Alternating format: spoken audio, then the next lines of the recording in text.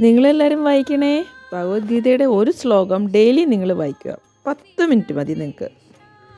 ഇന്ന് നമുക്ക് കിട്ടിയേക്കുന്നത് ശ്ലോകം 2, അധ്യായം 5, പേജ് നമ്പർ 289. അപ്പോൾ ഇന്ന് ഭഗവാൻ എന്താ പറയുന്നത് നമുക്ക് നോക്കാം.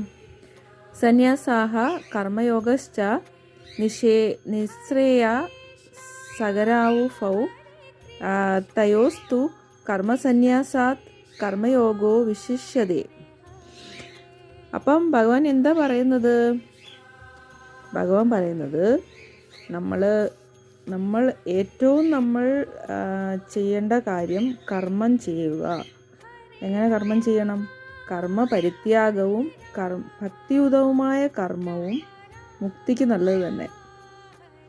അപ്പം നല്ല കർമ്മങ്ങൾ ചെയ്യുന്നത്, ഭക്തി ഉള്ള കർമ്മങ്ങൾ ചെയ്യുന്നത് നമുക്ക് മുക്തി ഉണ്ടാവാൻ നല്ലത് തന്നെ. പക്ഷേ എങ്കിലും ഭക്തിയുക്തമായ സേവനകർമ്മമാണ് കർമ്മത്യാഗത്തേക്കാൾ ഉത്തമം.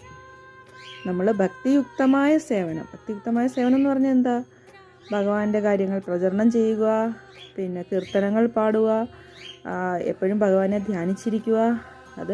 അതാണ് ഭക്തിയുതമായ കർമ്മങ്ങൾ. ഓക്കെ, മറ്റുള്ളവരെ സഹായിക്കുക, പിന്നെ ഭഗവാന്റെ കാര്യങ്ങളിൽ ഭഗവാനെ ഓർത്ത് നമ്മൾ മുഴുകിയിരിക്കുന്നതാണ് ഭക്തിയുക്തമായ കർമ്മങ്ങൾ. അതാണ് കർമ്മത്യാഗത്തേക്കാൾ നല്ലതെന്നാണ് പറയുന്നത്. അപ്പം മനുഷ്യരെല്ലാവരും ഇന്ദ്രിയ സുഖങ്ങളുടെ പിന്നാലെയാണ് പോകുന്നത്. പക്ഷെ അവരറിയുന്നില്ല, ഒരു ശരീരം വെടിഞ്ഞ് അടുത്ത ശരീരത്തിലോട്ട് പോവും.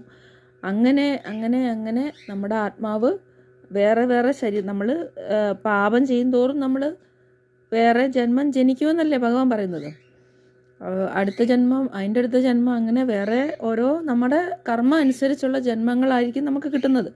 പക്ഷേ നമ്മൾ പെർഫെക്റ്റായിട്ട് ഭക്തിയുതമായി നമ്മൾ ജീവിച്ചാൽ നമ്മൾ വിഷ്ണുപാദത്തിൽ നമ്മൾ എത്തിച്ചേരും. വേറെ ജന്മം നമ്മൾ ജനിക്കത്തില്ല, വിഷ്ണുപാദത്തിൽ തന്നെ നമ്മൾ എത്തിച്ചേരും. പക്ഷെ മനുഷ്യരൊന്നും ഇതറിയാതാണ് ഇന്ദ്രിയ സുഖങ്ങളുടെ പിന്നാലെ പോകുന്നത്. ഇതൊന്നും മനുഷ്യർ മനസ്സിലാക്കണമെന്നാണ് പറയുന്നത്. ഇന്ദ്രിയ സുഖങ്ങളുടെ പിന്നാലെ നിങ്ങൾ പോകാതിരിക്കുക. നിങ്ങൾ ഭക്തിയുതമായ സേവനങ്ങൾ ചെയ്ത് ഭഗവാനെ പ്രീതിപ്പെടുത്തി ഭഗവാന്റെ കാര്യങ്ങൾ ശ്രദ്ധിച്ച് നിങ്ങൾ മുന്നോട്ട് പോയി നിങ്ങൾ വിഷ്ണുപാദത്തിൽ എത്തിച്ചേരുക എന്നാണ് ഭഗവാൻ പറയുന്നത്. ഹരേ കൃഷ്ണ.